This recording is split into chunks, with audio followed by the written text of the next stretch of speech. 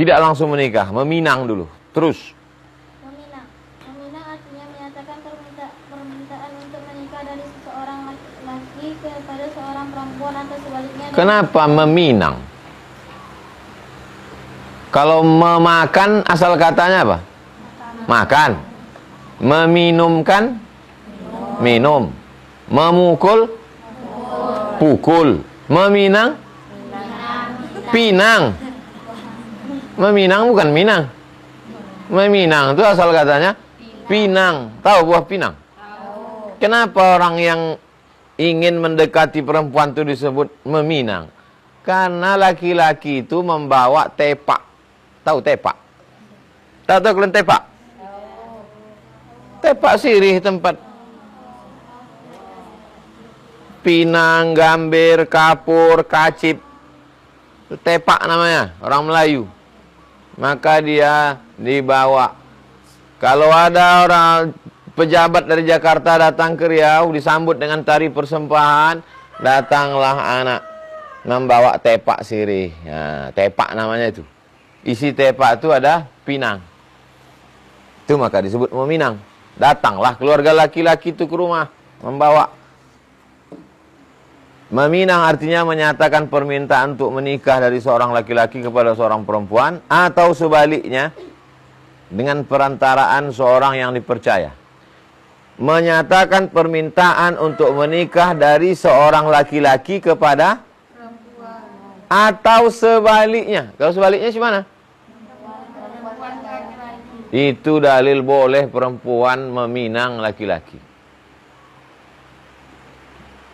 Siapa perempuan yang meminang laki-laki? Khadijah. Setiap dibawa barang dagangan laku terus. Siapa yang membawa barang dagangan ini? Nabi Muhammad SAW. Dipinangnya. Tapi tidak dia langsung. Jangan kalian langsung meng-SMS laki-laki. Mau kau nikah sama? Hancur harga diri kalian. Iya kalau dia mau. Kau tak mau? Mau ditaruh kemana muka kalian? Mau ditempel ke pokok metoa? Melalui perantaraan orang. Dengan cara perantaraan seseorang yang dipercayai.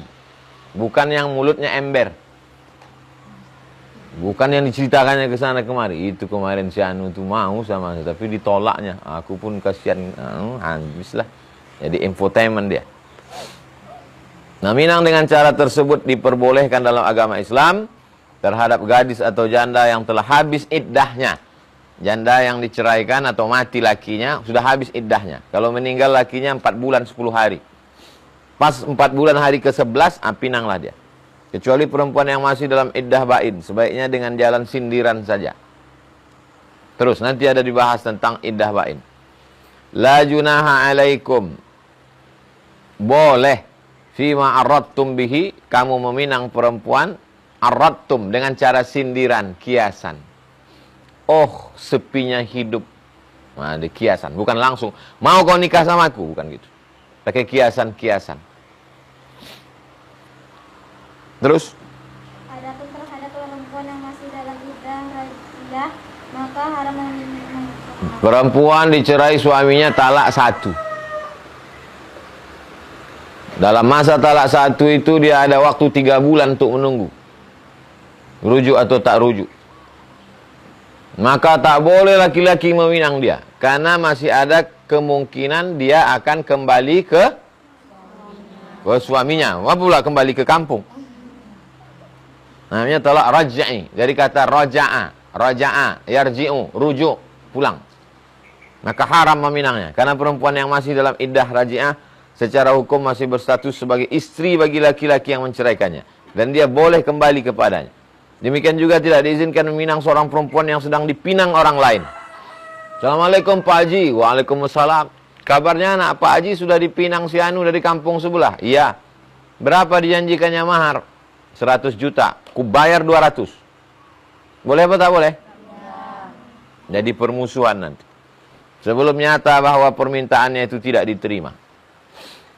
Al-mu'min akhul muslim, al-mu'min akhul mu'min. Orang beriman itu bersaudara. La yahillu lil mu'min, tidak halal bagi seorang mukmin ayakhtiba ala khitbati akhi, meminang pinangan saudaranya hatta yadhar, sampai ditinggalkannya. Begitu terjadi konflik, sudah putus pinangan dia, masuklah sebelum masuk yang lain. Sebelum janur kuning melengkung. Terus. Hukum melihat orang yang dipinang. Sebagian ulama mengatakan bahwa melihat perempuan yang akan dipinang itu boleh saja. Mereka beralasan kepada hadis Rasulullah SAW ini. Datang laki-laki mau meminang antum. Bolehkah laki-laki itu melihat wajah antum? Bukan kata saya. Ini.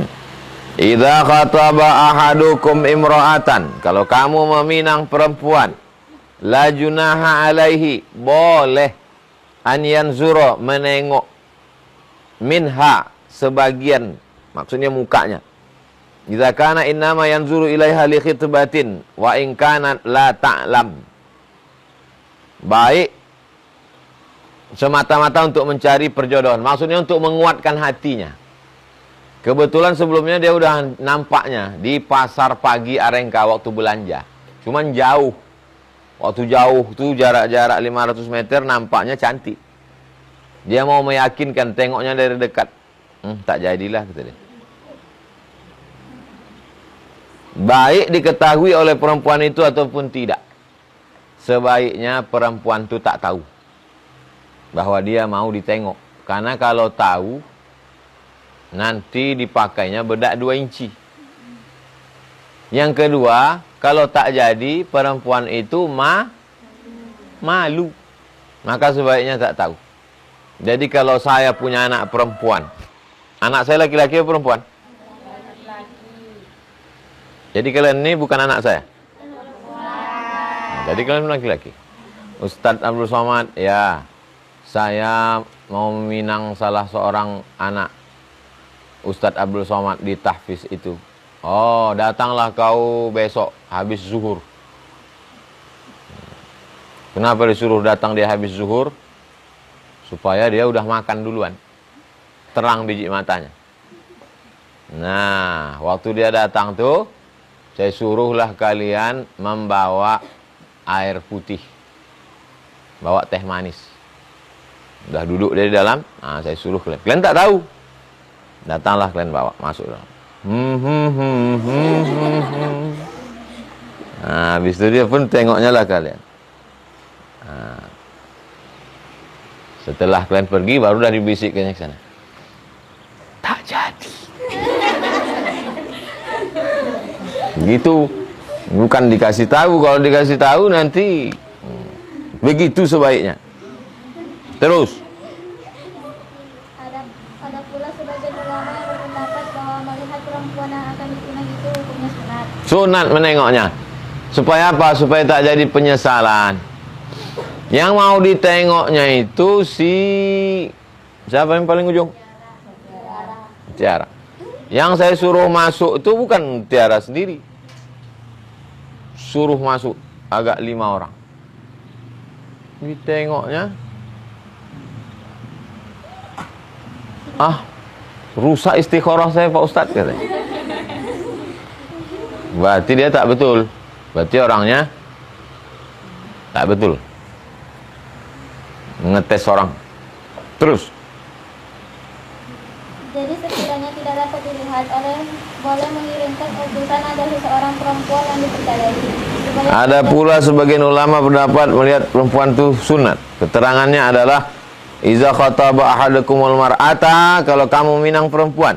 Fa in istata'a an yanzur, kalau bisa dia menengoknya, ila ma yad'uhu ila nikahiha. Kalau ditengok makin semangat untuk nikah.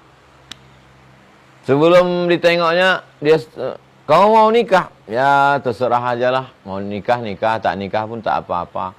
Kalau makin semangat dia dengan melihat itu, falyaf'al, lakukanlah. Begitu udah balik dia dari rimba panjang, kapan kau nikah? Nanti malam akad, kata dia. Makin semangat dia. Sekiranya tak bisa ditengok, boleh dia kirim utusan. Siapa yang dikirimnya? Saudara perempuannya, kakaknya, adiknya. Kau tak mau nengok, haram nengok. Menengok perempuan, tapi Nabi menyuruh. Aku bukan melawan Nabi, tapi aku tak mau. Maka disuruhnya lah kakak perempuannya, adik perempuannya menengok. Kakak tengoklah kak. Tapi selera kakak tak sama kau. Asal perempuan jadilah, yakinkan dia perempuan. Bukan perempuan jadi-jadian. Tahu perempuan jadi-jadian? Transgender. Banyak sekarang berkeliaran, hantu.